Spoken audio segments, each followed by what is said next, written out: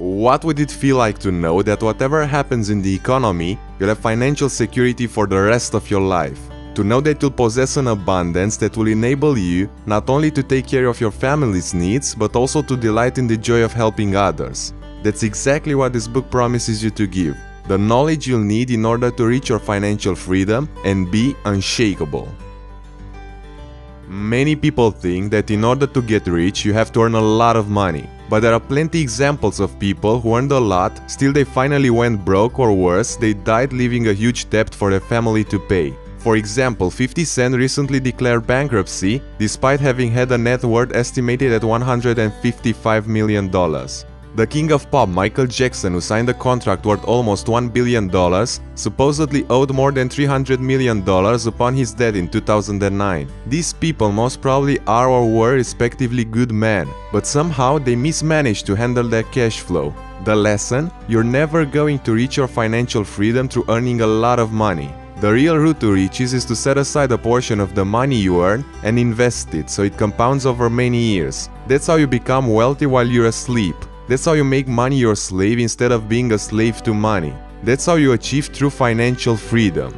By now you're probably thinking, okay, but how much money do I have to save in order to reach financial freedom? Everyone's situation is unique, but Tony suggests that most probably your savings should be 20 times what you currently earn in order to reach your financial freedom. So for example, if you earn $60,000 a year, you'll need about $1.2 million.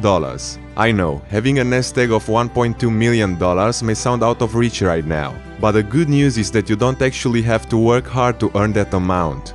As Warren Buffett always says, we can achieve extraordinary financial results through compounding. To better illustrate its power, let's suppose that a 19-year-old John decides to invest $300 a month until the age of 27. Also, his money compounds at a rate of 10% annually.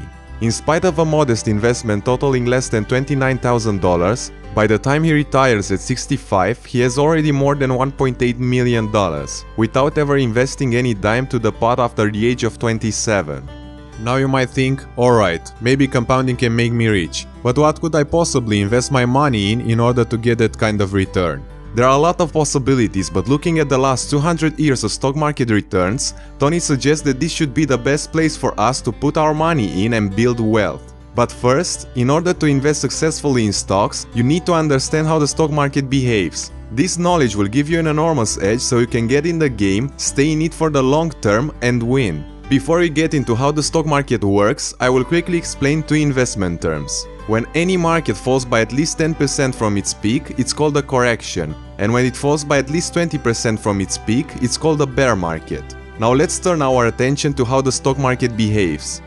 First fact, on average, corrections have occurred once a year since 1900 and they've lasted less than 2 months. So to put it another way, you will most likely experience in your lifetime as many corrections as your birthdays. Also, by the time you recognize them, they are already almost gone. A lot of people panic and make the mistake to move into cash during a correction, which leaves them out of the game right before the stock market rebounds and profit starts to roll in. I know, it can feel pretty uncomfortable when your assets are taking a hit, but if you hold tight, it's highly likely that the market will soon recover. Second fact, historically bear markets have happened every 3 to 5 years and they cause the market to drop by 33% on average.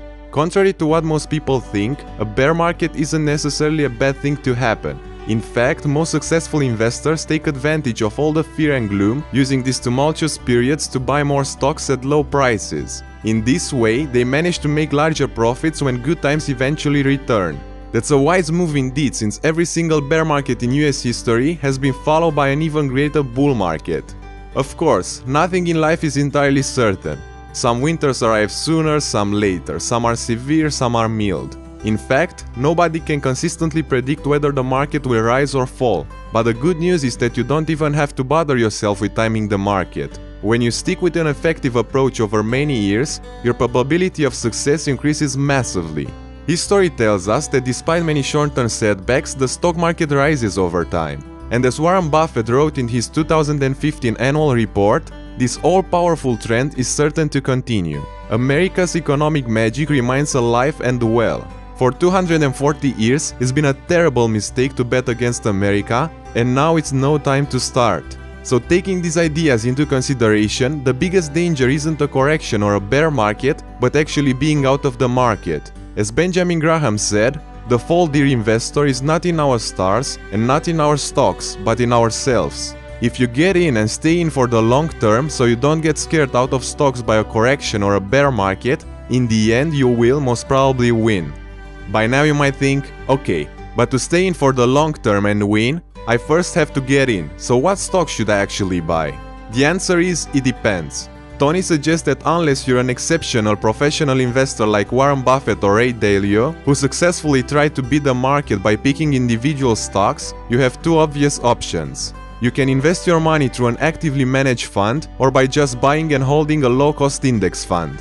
For a start, they both provide you with the benefit of broad diversification, which helps to reduce your overall risk. When you invest through an actively managed fund, you obviously pay a fund manager to generate market-beating returns. So he tries to buy stocks that will perform well and sell those that will show poor results in the future.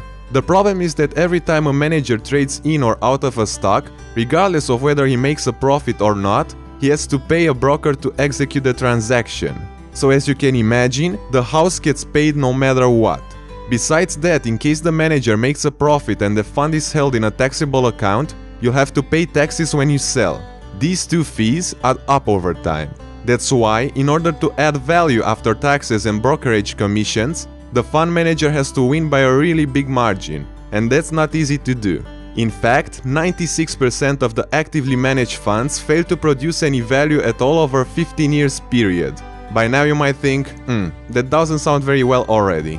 But now, if you also take into consideration the average 2% fees that actively managed funds charge per year, you'll most probably end up with worse results than the market produces as a whole. That's how you wind up overpaying for underperformance. The conclusion? Tony suggests that you would be better off by just holding a low-cost index fund which attempts to replicate the returns of the market. By taking a passive approach that eliminates almost all trading, these funds buy and hold every stock in an index such as S&P 500. Also, they charge you a holding cost as low as 0.04% per year, leaving almost the entire profits to you. So it's like a financial heaven for the patient investor to build wealth over time. Even Warren Buffett left instructions that after his death, the money he leaves in trust for his wife should be invested in low-cost index funds to avoid the corrosive effects of high fees.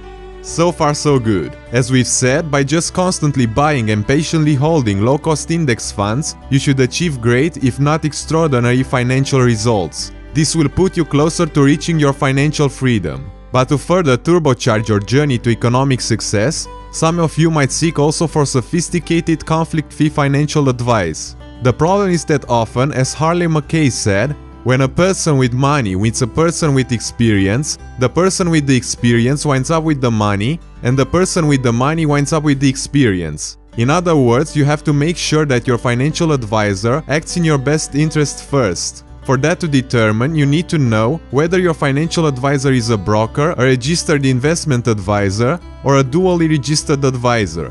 Because in reality, all the financial advisors fall into just one of these categories. As a matter of fact, 90% of all financial advisors in America are actually brokers. In other words, they are salespeople under intense pressure to generate revenues. For example, a broker at a major firm might be requested to produce at least $500,000 a year in sales. In order to meet these requests, they're trained and incentivized to sell regardless of whether you need what they're selling.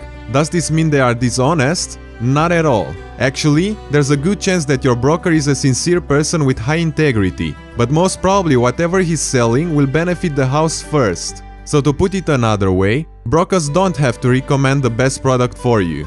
In fact, if they did so, they would actually end up selling cheaper products, which would in the end reduce their earnings and those of the brokerage firm. Does this sound to you like there's a serious conflict of interest here? Damn right. In contrast, registered investment advisors like doctors and lawyers have a fiduciary duty and a legal obligation to act in their clients' best interest at all times. To give you a sense of how strong the laws are, if this kind of advisor tells you to buy IBM in the morning and he buys it for himself at a cheaper price in the afternoon, he has to give you his stock. That's why, theoretically, your money should be safe if you choose to work with a registered investment advisor. But in reality, this subject is more complicated. A lot of independent advisors are registered both as fiduciaries and brokers. In other words, they are sometimes bound to serve your best interests and sometimes not. How crazy is that? As a matter of fact, only 1.6% of the nation's financial advisors are pure fiduciaries. So how could you actually distinguish between a registered investment advisor and a dually registered advisor? You can do that by looking at the bottom of the advisor's website or business page. If you see a sentence like "securities offered through advisor's company name, member financial industry regulatory authority, and securities investor protection corporation," it means that he or she can act both as a fiduciary and as a broker, so you'd better run. As you've probably realized, your best bet is to hire an independent advisor who's a pure fiduciary. But further, in order to select a specific advisor who makes sense for you, you can check for additional criteria. For example, is he financially sophisticated and highly skilled? Does he have the knowledge to show you how you're able to save money on your mortgage, insurance and taxes? Also, does this advisor have a track record to prove that he or she performed well for clients in your position with your needs? Finally, is he or she philosophically aligned with you and can you relate to him or her on a personal level? If all the answers to these questions are yes, you've most probably found a world-class advisor who will help you immeasurably to reach your financial goals. So that's the summary for the first part of this book. We've learned that our financial freedom begins with a combination of saving, investing, being patient, paying low fees, and having good financial advisors. I want to thank Tony Robbins for providing us with such useful information. And if you want to go deeper into the subject of how to reach financial security, you can buy and read Tony Robbins' book. It will surely help you tremendously.